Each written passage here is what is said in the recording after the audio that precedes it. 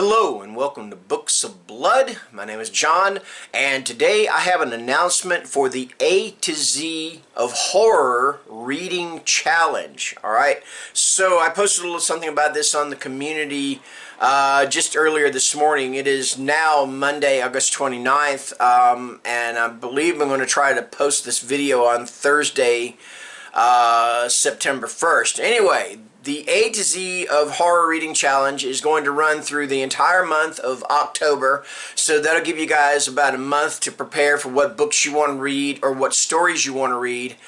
And anyway, what it is I have taken different genres of subgenres from A to Z and have created like prompts for those subgenres. Alright, so the rules for this are very simple. You can, of course, combine challenges. In other words, if you find one that fits this category and this category and this category all together, then by all means do so. You may read it. I'm fine with that. That's great. Second thing is anything goes. Short stories, novellas, novels, whatever, because I want to make this as easy a challenge as possible. So you don't have to read a huge novel, or every single story, or single category doesn't have to be a novel that you read. It can be short story, novella, or novel. Alright, so that's the second thing. I believe that is all the rules I have for this, so I tell you what, I'm going to go ahead and read off the challenges. Now, of course, I do not include every single letter of the alphabet in this challenge. First of all, some of them were almost impossible to find categories for, so to speak.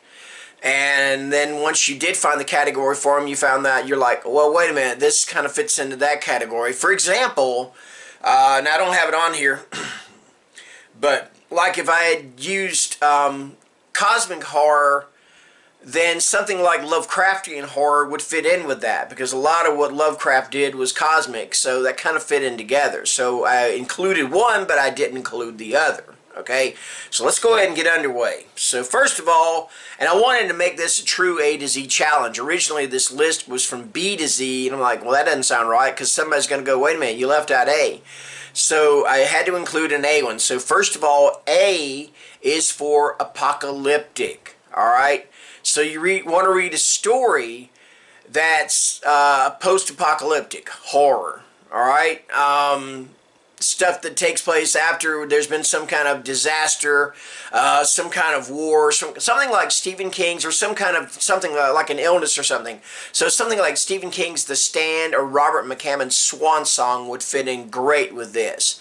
And then, of course, any story or short story or whatever that you can find that would fit in. So that is, A is for apocalyptic. Alright, so there we go.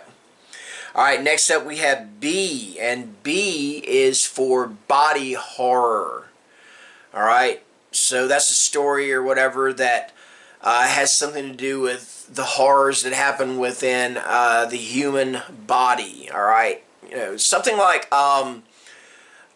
George Langeland's, the original short story, The Fly, would be great for that. Okay, I'm trying to think of anything else that I can figure. Jayson Robert Ducharme's, oh gosh, I can't remember his name, Modern Prometheus would be excellent for that. And it's about a 300-page read, but it would be excellent for it. Okay, so yeah, B is for body horror. Okay, alright, next up is C, and C is going to be for creepy kids. Alright, just find you a book that's about, or story that's about a creepy kid, an evil kid, a creepy kid. The Bad Seed by William Marsh, of course, would be great for this. Or is it March? I can't remember. I think it's March. Anyway, something like The Bad Seed would be great for this. The novelization of The Omen would be great for this. Okay, alright, so there you go. C is for creepy kids. Alright. Okay, next up, E is for extreme horror. Now this is horror that pushes the envelope of taste. It pushes the envelope of just how far you should go with the story. Stories by Aron, Beauregard, Daniel Volpe, Matt Shaw, John Athan, J.F. Gonzalez's Survivor would be a great one for this. You know, you don't have, if you're not into this, you don't have to find one that's extremely gory. Find you one that's that you think pushes the envelope, all right, of horror. Okay, so that's E for extreme horror. All right, excuse me, I'm sorry, F, I skipped. F is for folk horror. Folk horror is things like Harvest Home, let's see, Alison Littlewood's The Hidden People. Let's see, there's one, Hollow Tree by James Brogdon. I had to look over at it. Slewfoot by Brom. Those are examples of folk horror. And then, of course, there are several anthologies out there that feature folk horror stories. So, F is for folk horror, all right? Okay, next up, G is for Gothic horror. I really don't think Gothic horror needs any explanation, all right? Something like Mary Shelley's Frankenstein or Bram Stoker's Dracula are good examples of Gothic horror, all right? So we're going to move on. H is for hauntings, all right? So hauntings could be haunted houses, haunted anything, all right? It could be a haunted person. Okay, so now think about this, though.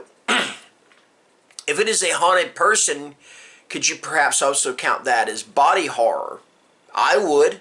It's something happening to the human human body, so I would include that if you wanted to. So something like Darcy Coates' The Haunting of Lee Harker would be a good example.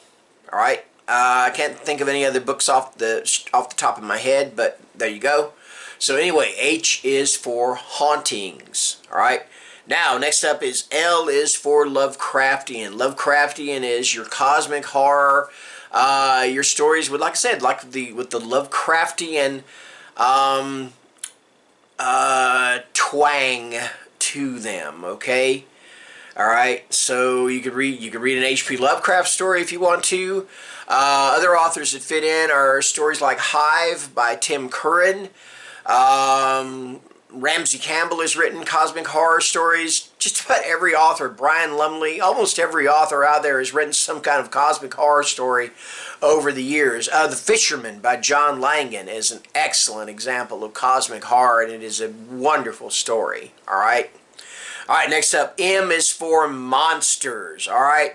Monsters would be anything from cryptids like Bigfoot. It could be Jaws about a monster shark. It could be a vampire story, which is my vampires are monsters. It could be a werewolf story. All right. Even if you want to include a story about a witch, you could do that, and you could knock out something. You could knock out your folk horror pretty much too, because witches are really a part of folk horror. All right. So yeah, just anything monster related would be fantastic for the monsters to fit the monsters category. All right. So M is for monsters. All right. Letter next up. O is for occult. All right. This is anything having to do with exorcisms, anything to do with